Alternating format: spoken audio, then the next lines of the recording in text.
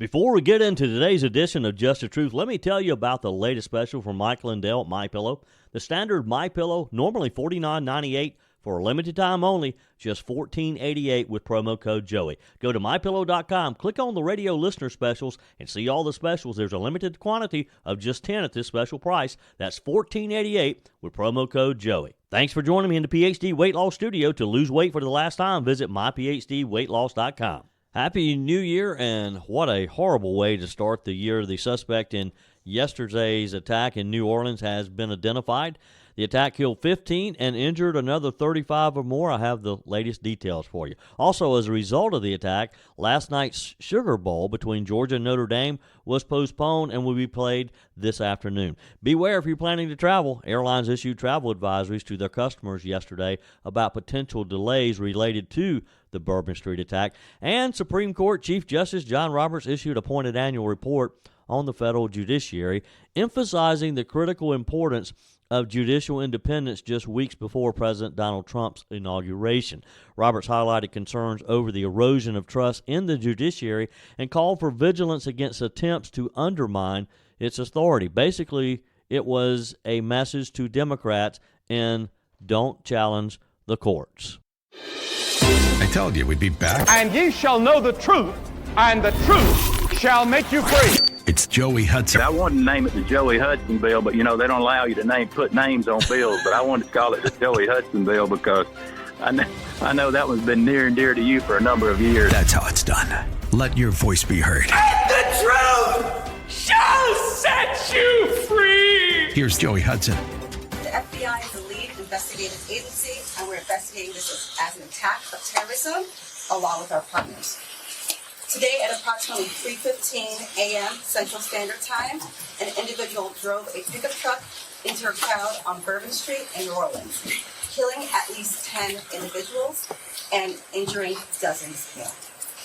After hitting the crowd, he exited the vehicle and fired upon local law enforcement. Law enforcement returned fire and the subject was pronounced deceased at the scene. 2 law enforcement officers were injured and transported to local hospitals. The subject has been identified as 42-year-old Samsud Dim Jabbar, a U.S.-born citizen from Texas.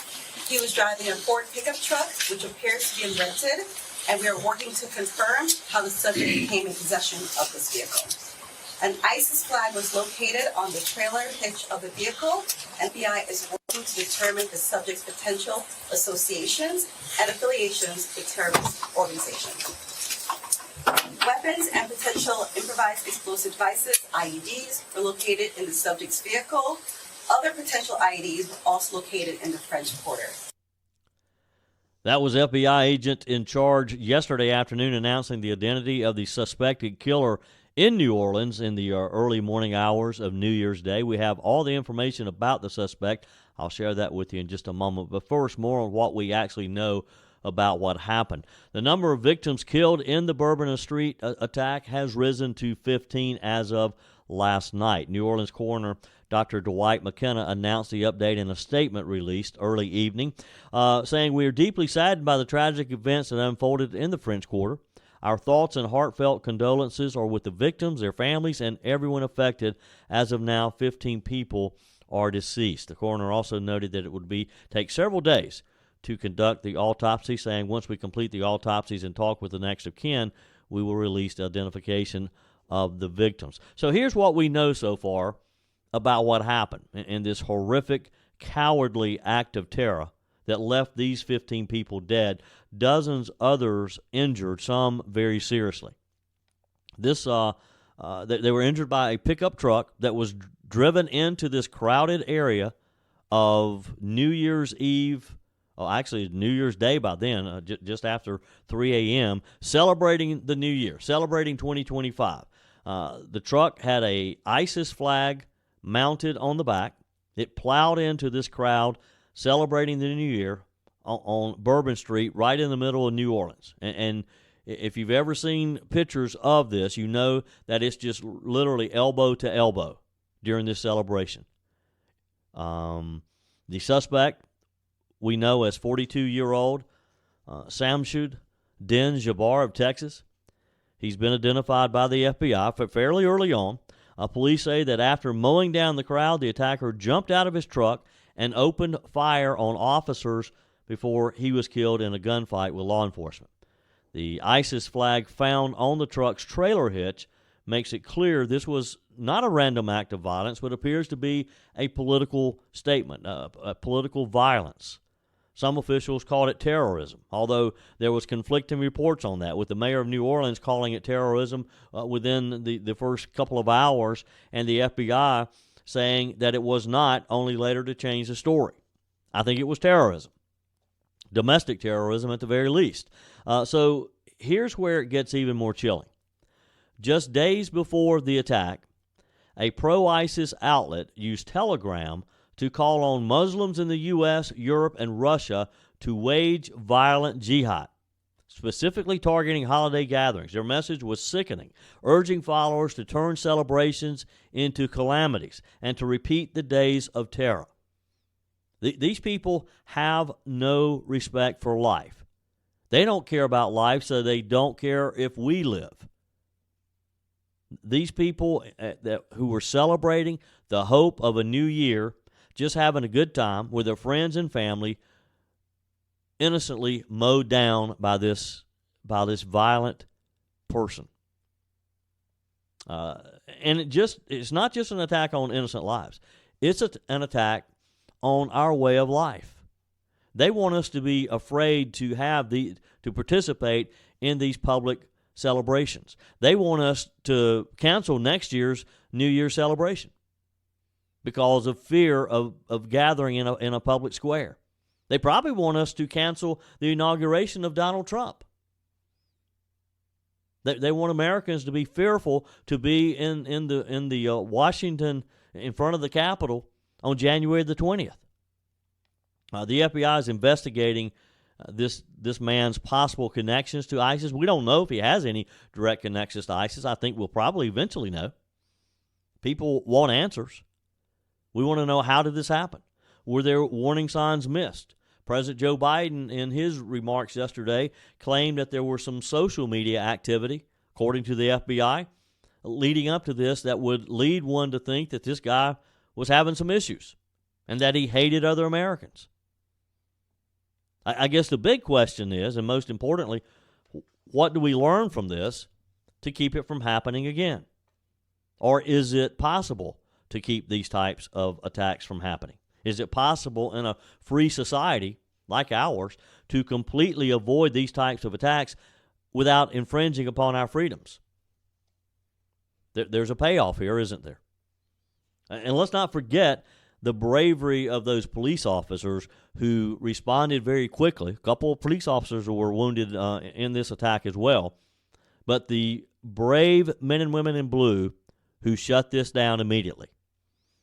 Because I'm sure he had two weapons on him, and other IEDs were found in the car or the truck. It was a Ford F-250, I think it was. And he obviously had not intended for it to stop with those that he had just run over with the truck. Had it not been for the New Orleans police acting so swiftly and taking him out, there probably would have been more fatalities at his hands. It could have been a lot worse. But again, thanks to the swift action of these police officers, not running from the fear, but running towards the fear. And it's a reminder of the threat of radical Islamic terrorism. It's still very real. We've kind of gotten lax, kind of relaxed around the idea. We don't think about it like we did. But it's still real. They still hate us. They still hate the American way of life. Initially, law enforcement officials were looking at surveillance footage showing 3 men and 1 woman who appeared to be placing improvised explosive devices in the French Quarter. The news was first reported by the Associated Press, citing an intelligence bulletin from the Louisiana State Police. The AP reported that the footage, which has not been released to the public, allegedly showed the suspect hiding the devices, which were wired for remote control inside of coolers. Police believe that the group placed multiple IEDs in the area. Authorities later found a remote control discovered inside the vehicle. However, The New York Post reported last night that the federal authorities had since ruled out the involvement of these people and suggested that the terror suspect may have had other help, but it was not these people. Maybe he was solely responsible. We still don't know. Still a lot of questions there. The Bourbon Street bloodshed, of course, comes just weeks after Saudi Arabia-born doctor allegedly rammed a car into a crowded Christmas market in Germany on December the 20th, where he killed 5 people, including a 9-year-old boy. More than 200 others were injured in that one. In recent years, other car ramming incidents unfolded during crowded events in Nice, France. Remember that one? Waukesha, Wisconsin, New York City. As one ex-Trump Department of Homeland Security official warns of the vulnerability of soft targets, saying it's hard to protect against these. Car ramming or a vehicle as a weapon attacks are highly effective, he said. With this attack on the heels of the deadly events at the Christmas market in Germany, it's probably a copycat type event. So who was the suspect? We have the details coming up next. Your comments are welcome on the Furman Ford text line, 864-477-JOEY. That's 864-477-5639. Emails always welcome, joey@joeyhudson.com. PhD Weight Loss wants you to know, yes, you can. You can get back to your ideal healthy weight. Yes, you can get back into sizes you thought you'd never see again. And yes, you can get rid of that harmful belly fat, all without becoming dependent on medication loaded with side effects. Hi, it's Joey Hudson here. PhD Weight Loss encourages and equips you to lose weight the healthy, natural way and keep it all for the rest of your life. Dr. Ashley Lucas, a licensed registered nutritionist, developed a solid plan that works. Trust me, I lost 30 pounds. You see, PhD Weight Loss removes the guesswork. They literally tell you exactly what to eat each day while you watch the pounds melt away. But they also teach you to think about food differently and to learn to anticipate and navigate situations that make you want to indulge. PhD coaches will teach you to believe finally that yes, you can do it. With no gimmicks or lifelong medications, finally lose the weight and keep it off. Yes, you can. Call today. PhD Weight Loss, 864-644-1900. That's 864-644-1900, or go to myphdweightloss.com. The suspect in the attack on Bourbon Street in New Orleans, surprisingly, a U.S.-born Army veteran who, of course, drove his truck into this crowded celebration on New Year's, killing 15 people, injuring dozens others. FBI Assistant Special Agent in Charge, Alethea Duncan, disclosed that the suspect's identity and background during a press conference, reported that the suspect had served in the U.S. Army and had received an honorable discharge. A spokesperson told Fox News that the suspect was in the Army from 2007 to 2020, saying that he was in the regular Army as a human resource specialist and information technology specialist from March 2007 until January 2015, then in the Army Reserve as an IT specialist from January 2015 until July 2020. He deployed to Afghanistan in 2009 to 2010. He held the rank of Staff Sergeant at the end of service. His awards also included the Army Commendation Medal, the Army Good Conduct Medal, and the Army Reserve Components Achievement Medal. The suspect also was given the Army Achievement Medal and National Defense Service Medal, among other awards. So nothing in his past would point to this necessarily. Later, a U.S. military spokesperson told Fox News that the suspect was briefly enlisted in the U.S. Navy as well. He enlisted in the Navy in August of 2004 and was discharged 1 month later from the delayed entry program. He was enlisted under a different name at the time, which is a bit odd. He never made it to the Recruit Training Command, meaning he was discharged before he could have served in the Navy. The spokesperson said, our records show that the suspect enlisted on August 12, 2004 in Navy Recruiting District, Houston, and was discharged from the delayed entry program 1 month later on September 13, 2004. He did not go to recruit training, the statement said. He had a minor criminal record with charges dating back to 2002 and 2005. In 2002, he was charged with misdemeanor theft in Katy, Texas. In 2005, he was charged with driving with an invalid license. Again, two things that would not lead you to think that some years later he would drive his truck into a crowd killing people and potentially killing people in the name of a foreign terrorist group. Authorities are also investigating a home in Texas believed to be connected to the suspect. They raided that home last night. We're not quite sure everything they found. There were reports, people in the area saying that that there was a lot of just debris and junk around the home. There were animals around the home, farm animals around the home. Was not very well taken care of. He had an active voting registration in Texas, which does not require party affiliation, so we're not quite sure which party he leaned towards. Records show that he previously resided in North Carolina as well, where he was registered as a Democrat in 2012, so that could lead to his political persuasion. The attack, of course, early morning hours on New Year's Day in a very popular area. It has prompted authorities to investigate this as an act of terror, but again, conflicting reports on whether or not it is officially an act of terror. The New Orleans attack, of course, comes after we saw the Christmas market attack in Germany.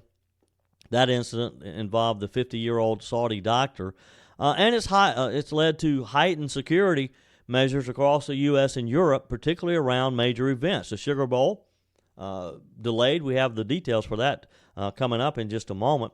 But all of these playoff games, the NFL games, any area where people are gathering in large numbers have a renewed sense of urgency to review their security. There's a lot of speculation on how he was able to pull this off in that crowded New Orleans area to begin with. Authorities and the FBI are working to piece together his motive, his connections, whether he had any accomplices. Of course, a lot of people involved in this investigation. Among the victims who have been identified so far, and that's just a few, are individuals whose lives were just cut short, leaving a lasting impact on their family and friends left behind. We know of Tiger Beck, 27 years old, former Princeton University football player and standout athlete.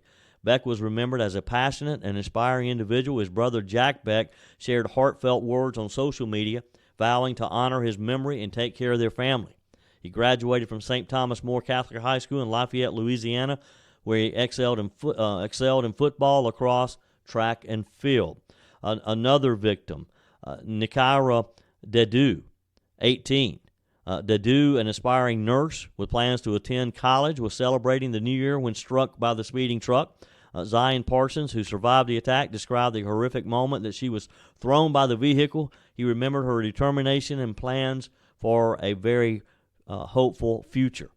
Nicole Perez, 28 years old. Perez was a single mother to a 4-year-old son and had recently been promoted to manager at a deli in Metairie, Louisiana.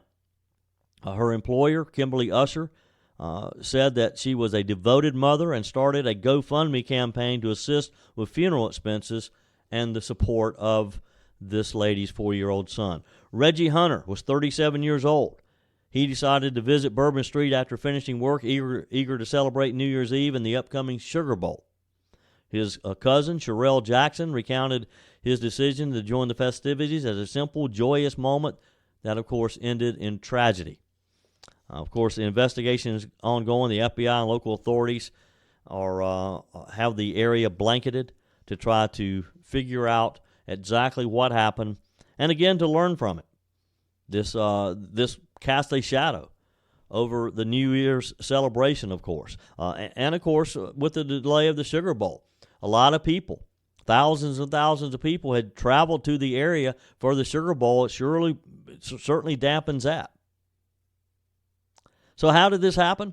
A lot of focus on the absence of protective barriers. We're told that New Orleans they're in the process of replacing an outdated plastic and wooden system of barriers that are going to be replaced by metal, stainless steel type barriers, and that a lot of the barriers have been removed temporarily in anticipation of the new ones coming in. All I got to say is when you go to New York City, for example, areas like Times Square where they want it blocked off, they have concrete barriers that they put in place temporarily. Some cities, they have metal barriers all throughout the city. How this truck was able to get into this crowded area is just a real mystery. I'm sure we'll find out more as the investigation continues. This whole attack in Louisiana, of course, has sort of dampened the celebration of the new year to a degree. I mean, yesterday, upon learning of this, yesterday there were a lot of college football playoffs. Of course, the 2025 Sugar Bowl that was set to be played in New Orleans was postponed following this tragic event. They have rescheduled the game for today. This is Georgia meeting Notre Dame. This is part of the college football playoff quarterfinal. And it just sort of dampened the whole spirit of the new year, didn't it? All the people, and I don't know what the Caesar Superdome, and that's the stadium there in New Orleans. I don't know what the capacity is, but a lot of people traveled to the area to support their team, their college team. And now they've got to deal with the fear that there could be another attack. Was this guy acting alone, or was this a coordinated event, and maybe there are more out there? Sugar Bowl CEO Jeff Hundley confirmed that the game, or upon confirming the game had been postponed, indicated that they are reviewing their security measures to prevent any type of attack during the game. Both Georgia and Notre Dame teams, of course, were already in New Orleans. They implemented a shelter in place for players and staff at their respective hotels, we're told.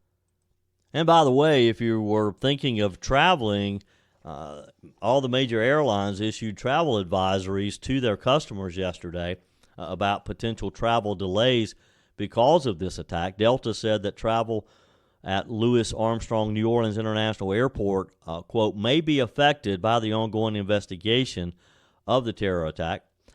Their message is read, due to the security situation in New Orleans, Louisiana, travel to, from, or through to destinations listed below may be affected, and they listed a list of cities pretty much in the southeast that could be affected. Delta said that the advisory will last until January the 3rd as of right now. Rebooked flights will be moved to January the 6th, the company said. Southwest Airlines issued a similar message to its customers, as did United Airlines. The Southwest message said, due to the events that occurred in New Orleans during the early hours of January 1st, we are offering increased flexibility to customers holding reservations to, from, or through New Orleans. Like Delta, United noted that flights will be rescheduled to January the 6th. So this type of thing, obviously it affects New Orleans, but it also affects other areas. Meanwhile, you had this happening. Meanwhile, the explosion of a rented Tesla Cybertruck outside of the Trump International Hotel in Las Vegas, which resulted in 1 death and 7 injuries, that's under intense investigation as well. I mean, it's kind of like, what do we have going on here, and are they related? Now, officials have not said anything to make you believe that they're related, but it still kind of makes you pause and think, doesn't it? So here's what happened in Las Vegas. A Tesla Cybertruck that was rented in Colorado exploded just outside of the Trump International Hotel in Las Vegas. The explosion occurred 15 to 20 seconds after the vehicle entered the hotel's valet area, which is like most hotels, and I've stayed at this Trump hotel before. It's right there at the front of the building, a glass entrance like a lot of these. Gasoline, camp fuel containers, and large firework mortars were found in the truck bed. Again, one person dying in this attack. And interesting enough, well, first of all, the fact that that a Tesla was involved leads you to ask the question, was it a Tesla sending a message to Elon Musk? Was this more of a message to him? And again, it was a rented Tesla. And reports are that despite the explosion's magnitude, the Cybertruck structure directed the blast upwards, which said it left the building's glass doors intact. So it didn't really blast sidewards, which would have just blown the glass doors, that whole glass entrance out. It went upwards. It's like those the doors and the sides of that vehicle supposedly are bulletproof. You may recall that when Elon Musk first rolled this vehicle out, he did a video of himself shooting with a high-powered rifle, shooting into the side of the truck, and the bullets just basically bounced off. Investigators have identified the person who rented the Cybertruck, but their identity has not been confirmed publicly as of last night. Late last night, the FBI traced the vehicle through Tesla charging stations. That's interesting. They knew every charging station that this vehicle had been in since it had left the Colorado area. So you're not going to, if you're going to commit a crime, you don't want to do it in one of these electric vehicles where you stop and charge and they have a record of everywhere you go. Of course, I guess people could argue, well, you could do that with gasoline, but not if you pay cash. Wouldn't necessarily be able to track you. The FBI says that investigators are probing potential connections to the New Orleans attack, but again, no definitive link. Tesla CEO Elon Musk praised the Cybertruck's robust design for limiting damage and confirmed the explosion was unrelated to the vehicle's functionality. Authorities are investigating the incident as a potential act of terrorism again, examining the involvement of explosive materials, again acknowledging both Las Vegas and New Orleans incidents in a public statement, emphasize that both of these are ongoing investigations. The FBI and local law enforcement continue to investigate both. Officials have reassured the public that there is no immediate threat while examining whether this incident was isolated or part of the coordinating effort. Now, don't you love it when you get these statements, well, there's no immediate threat?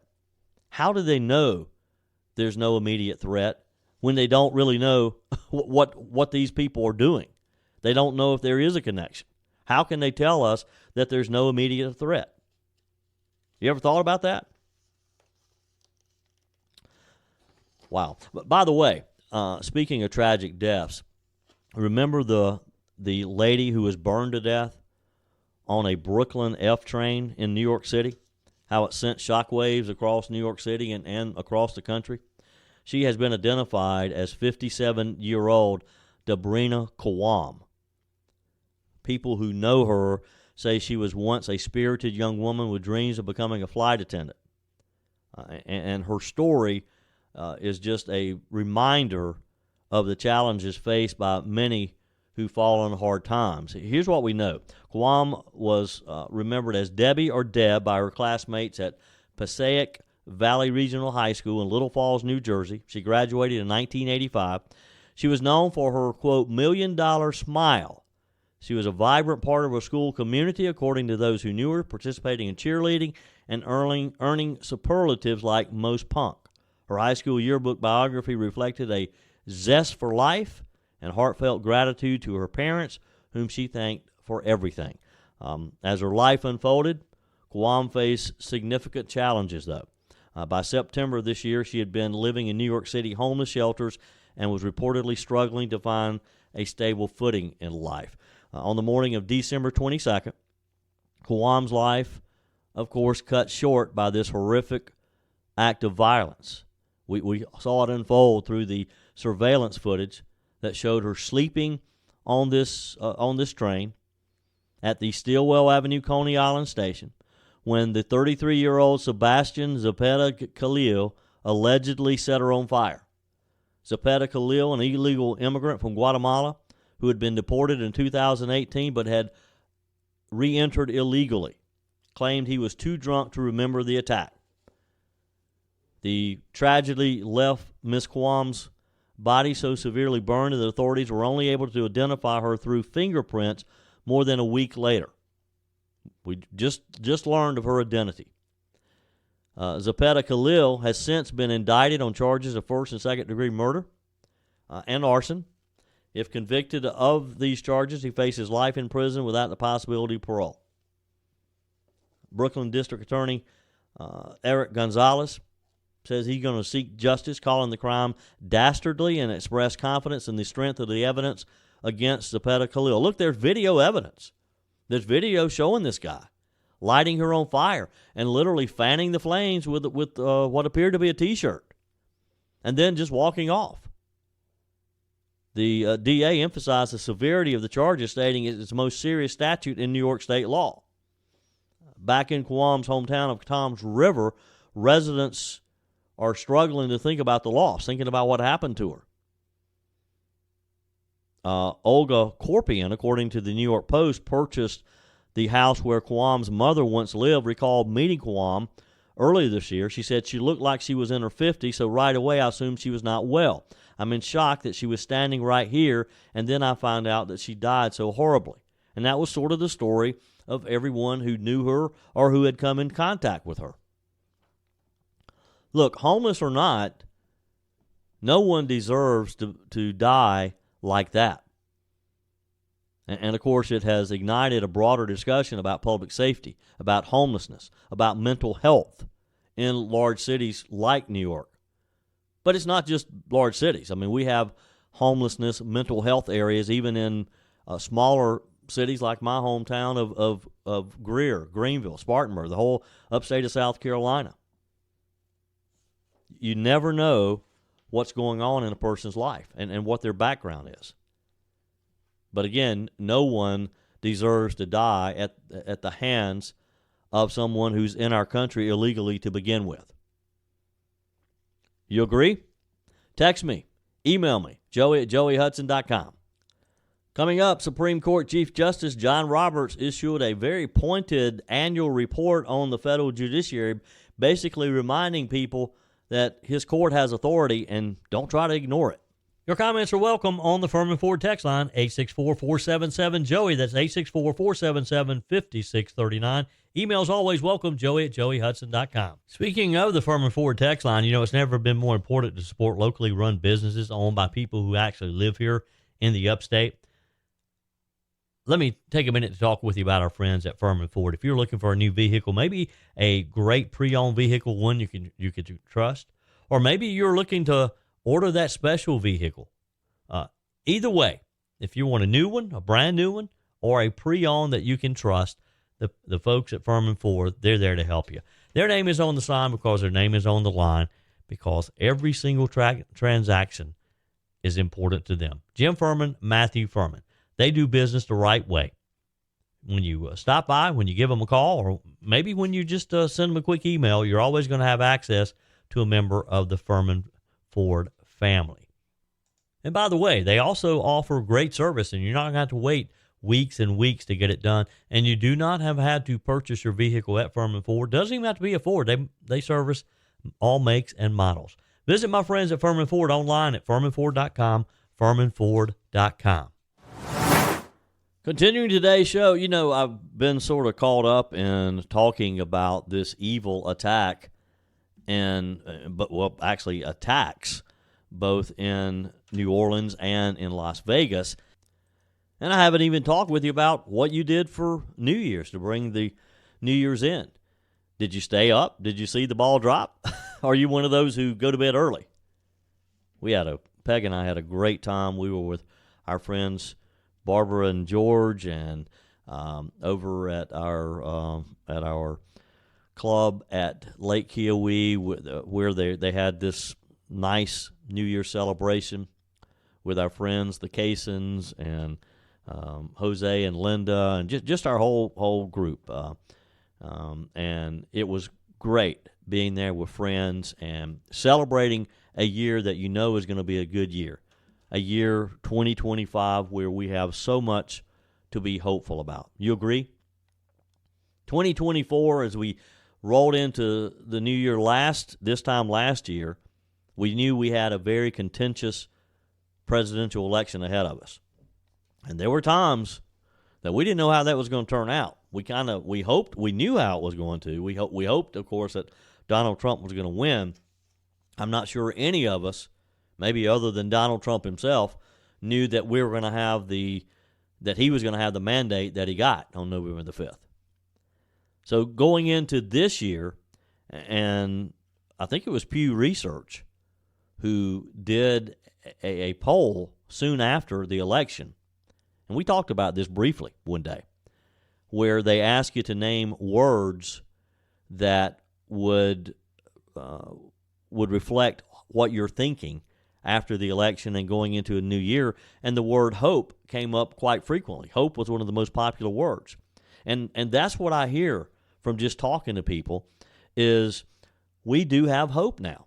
There is hope for our country. There's hope that we can turn this ship around and that Donald Trump, our captain, is going to do that. And so hope you had a great celebration of the new year. Hope you're with friends and family and got to rest and just re-energize, ready to take on another year. Because, hey, look, folks, as I've said over and over, you're probably tired of hearing me say it, the hard work now begins. And I was having this conversation with Jose, a friend of mine, and we were talking about the fact that, we still have a part to play in this. Yes, a lot of people from the grassroots level up helped get Donald Trump elected again. Those same people are going to have to step up and stay involved. In most areas, this year is the year of party reorg. So you got to start thinking about going to your precinct meeting in the spring. Go into your precinct meeting, run for a precinct office, become a delegate to your county convention, go to your state convention, because this is where it all starts for our elections. So now's not the time to think, okay, well, we got Donald Trump elected. He'll take it from here. Nope, we got to help him. And we got to keep the pressure on those Republicans whom we have elected to represent us. Right? Text me. Email me, joeyhudson.com. You can also leave a message on the MyPillow message line, 864-477-JOEY, 864-477-5639. Always use promo code Joey when you go to MyPillow.com to place your order for some great products. But I love your messages. I love your emails. Supreme Court Chief Justice John Roberts issued a pointed annual report on the federal judiciary, and he emphasized the critical importance of judicial independence. We have, three legs of government, and judiciary is independent from the executive and the legislative. And it's kind of interesting that he sent this pronouncement out, reminding people just weeks before President-elect Donald Trump's inauguration. Justice Roberts highlighted concerns over the erosion of trust in the judiciary and called for vigilance against attempts to undermine its authority, basically saying, hey, look, for all these years, our country has respected the opinion and the rulings of the courts. So don't fall into this trap. And I think he's probably, although he didn't specifically talk about immigration, but I think he probably has in mind that there's going to be some Democrats, there's going to be some holdouts who are going to just, like mayors and governors, who are going to say, well, I don't care what the courts say, I don't care what the law is, we're going to protect these illegals. We're a sanctuary city. We're a sanctuary state. We don't have to do what the courts tell us to do. He underscored the necessity of judicial impartiality for a functioning republic like ours. He warned against the rising trend of elected officials questioning or disregarding court rulings, which he said is a dangerous precedent that threatens the rule of law. He referenced King George III's revocation of colonial judges' lifetime appointments as an example of the dangers of judicial interference as well. He drew parallels to pivotal moments like the enforcement of Brown versus the Board of Education, emphasizing the need for all branches of government to uphold court decisions, regardless of how they felt about it. He expressed concern about increasing threats and violence against judges, citing statistics showing such incidents have tripled in the past decade. He highlighted disinformation about court rulings, particularly on social media, as a growing threat to judicial authority, exasperated by foreign actors like Russians and other foreign bad guys exploiting divisions among the American people. He also invoked the late Justice Ruth Bader Ginsburg's writings on the fragility of judicial independence. Roberts cited Chief Justice Charles Evans Hughes, emphasizing the need for cooperation between the three branches of government to uphold liberty and to protect our freedoms. Now, you would think that this is an unnecessary reminder that Americans would know all of this. But in this modern time, and particularly with so many of these governors and mayors claiming that they're going to defy Donald Trump, I think it's a reminder we all need, and they particularly need it. The Supreme Court recently handed down some pretty significant rulings, including one affirming presidential immunity, another halting efforts to disqualify Trump from the 2024 ballot that the Democrats didn't like. Some Democrats even tried to challenge it in their states, trying to keep Donald Trump off of the ballot in their states. Didn't work, thank goodness. With Trump entering his second term with a solid conservative majority in the judiciary, I think we're going to see some great changes. I think we're going to see, I know we're going to see Trump appoint more conservative judges, build on what he started in the 2016 term. Roberts, of course, has a history of defending the judiciary against criticism from political figures, which is his job as Chief Justice. He should be a cheerleader, if you will, for the court. In 2018, he actually rebuked Trump for labeling a judge as an Obama judge, basically slapping him on the hand, letting him know that you don't try to politicize the courts. But everybody does. I mean, Obama did. Yes, Trump did. And Biden did. Biden never hesitated to point out that if a judge who ruled against one of his challenges or ruled against his son's many legal woes, that it was a Trump judge. Again, there shouldn't be any political reference in the judiciary. Roberts also criticized remarks from other political leaders, including Senate Democrat leader Chuck Schumer, for undermining judicial's integrity. Again, it's going to be an interesting year for sure. That's it for today's edition of Just the Truth. Thanks for joining me in the PhD Weight Loss Studios. To lose weight for the last time, visit myphdweightloss.com. If you haven't joined my mailing list yet, visit my website, joeyhudson.com. Click on the Connect with Joey button so that you can receive our emails and the most up-to-date news. Also, join me on my YouTube channel. Be sure and like, comment, and subscribe. Just search for Joey Hudson. As always, thanks for spending a few minutes of your day with me. Do me a favor and forward this episode to a few friends. Just click on the share button and send to your contacts. We need to build an army of conservatives to win our country back, and we can do that by continuing to share the truth with our friends and family. Keep those comments coming via the Furman Ford text line, 864-477-JOEY. Email to joey@joeyhudson.com, and I love your messages on the MyPillow message line. Again, that's 864-477-JOEY, 864-477-5639. Be sure and take advantage of the MyPillow special, just $14.88 on the standard MyPillows when you use promo code Joey. Order online at mypillow.com or call 800-893-4053. We're back again tomorrow and hope you'll plan to join us. Until then, remember, God's got this. He's still in control.